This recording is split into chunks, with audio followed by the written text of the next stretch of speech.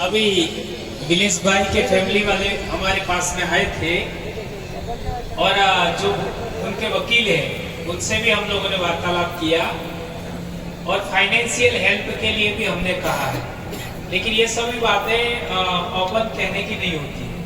लेकिन अब भाई गिरवाल जी ने बात खड़े कर दी तो जवाब देना पड़ता है।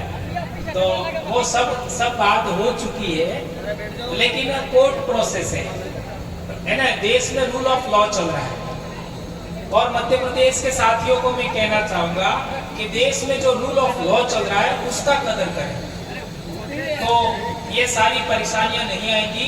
और हमारी तरफ से जो भी फाइनेंशियल हेल्प होगी वो हम लोग करने के लिए हम पहुंच चुके हैं। इसको लेकर के 20 दिन हो गया।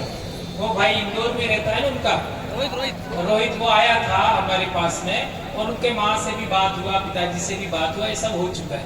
ठीक है ना, हम किसी को वो नहीं करना चाहते। और एक बड़ी बात भाई ने कहा वो सिंबल वाला, ये सिंधु घाटी सभ्यता के सील मोहर है।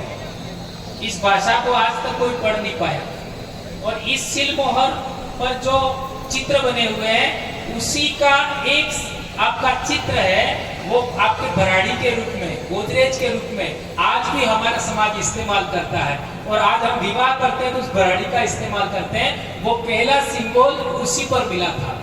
तो हम सिंधु घाटी सभ्यता के वंशज हैं और उसके लिए बहुत सारे प्रमाण हैं, मैंने कई वीडियो में बोले भी हैं।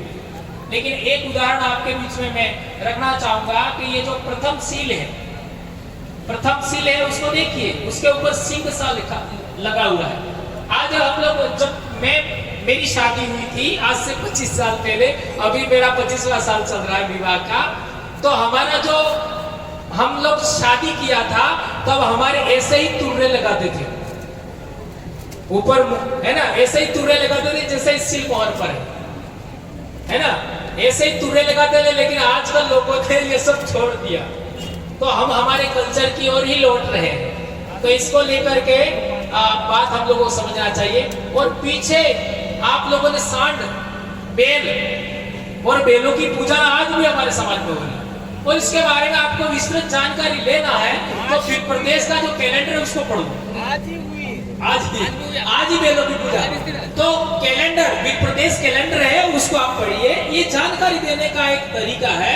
और पहली बात तो ध्यान रखिए, हम लोग समाज को जोड़ने के चरण में चल रहे हैं अभी, और किसी भी साथी के साथ में कोई अनहोनी ना हो, इसलिए अनुशासन, मेरा ये मैं लिख के लाया था, उसमें पहली बात ही अनुशासन थी।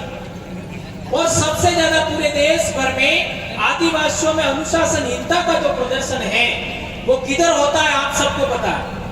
ये कमल जी सर भी कह रहे थे अभी, क्या हम बीमारी से लड़ने के बजाय दीवारों से लड़ते हैं, एक दूसरे की टांग खिंचाई। अभी पूरे देश भर में कोई संगठन साथ आने के लिए तैयार नहीं था। हमने 30 संगठनों को जोड़ने का प्लान बनाया और वो सभी लोगों ने एक्सेप्ट किया। तो आप लोग भी साथ में आइएगा।